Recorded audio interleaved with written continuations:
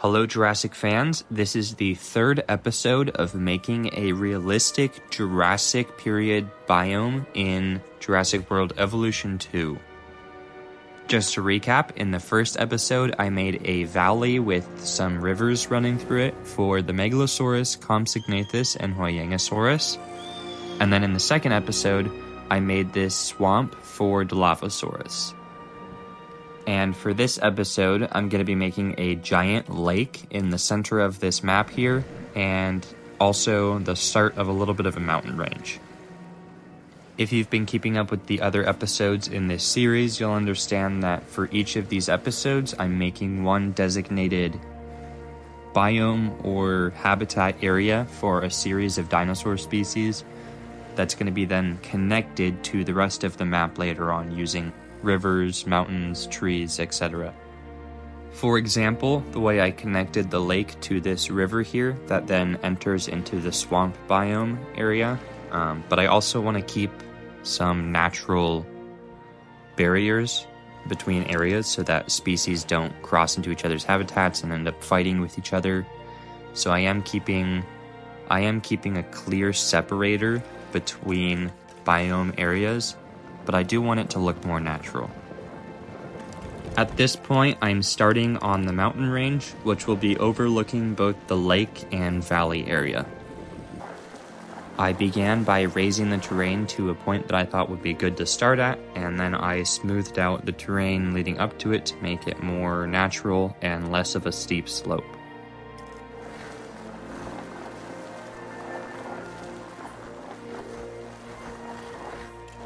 After the hillside was smooth, I covered the area in different types of foliage, using the various brushes in sort of like patches, and then blending the patches together.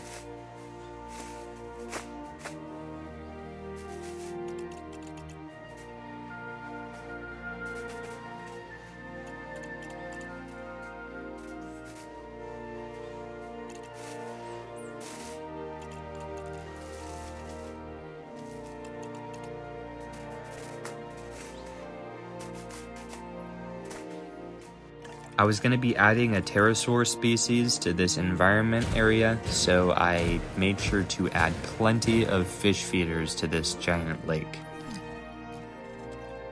To add a little bit more texture to this environment and also to provide a nice place to perch for the pterosaurs, I added various types of rocks. And while I place all those rocks, I'll tell you a little bit about all the different species that I'll be adding to this episode. The first species is Mamenchisaurus from the late Jurassic period. Its name translates to Mamenchi lizard, and it was one of the tallest dinosaurs that ever lived. They grew up to about 45 feet tall and were about 85 feet long from the tip of their nose to the tip of their tail. However, some larger specimens show that they might have grown up to about 115 feet long. The second dinosaur I had for this environment was Dryosaurus, which means tree lizard. Dryosaurus was a genus of ornithopod dinosaur, and it was discovered in the late 1800s by a guy named Samuel Williamston. But it wasn't until 18 years after its discovery that a professor named Othniel Marsh actually named the dinosaur. The next species for this episode is Ceratosaurus, which means horned lizard. This dinosaur was a carnivorous theropod, and it was also named by Othniel Marsh. They had a very unique horn on the front of their snout, and they were presumed by paleontologists to have been able to run at very high speeds due to the size and strength of their legs. The final species for this episode is Dimorphodon, which means two-form tooth. It was named by paleontologist Richard Owen, and it got its name because of the two distinct types of teeth in its mouth, which is uncommon in pterosaurs. I then added some more foliage to the environment using both the brushes and also the decorative trees.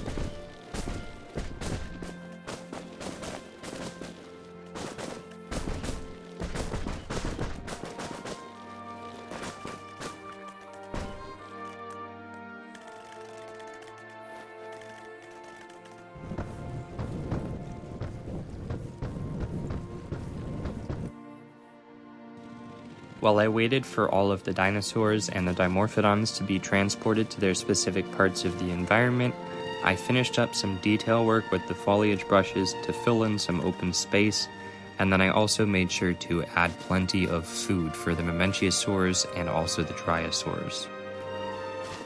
Now for a cinematic view of this environment and all of its inhabitants.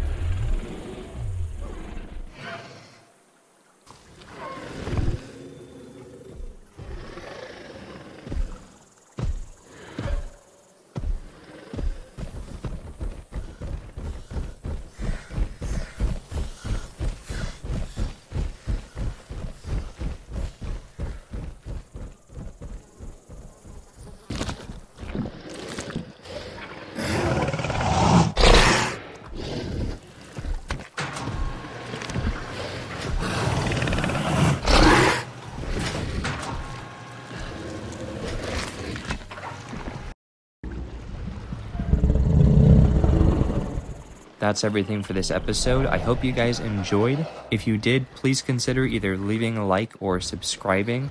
And if you have any suggestions of a Jurassic period species to add to this park, let me know in the comments down below.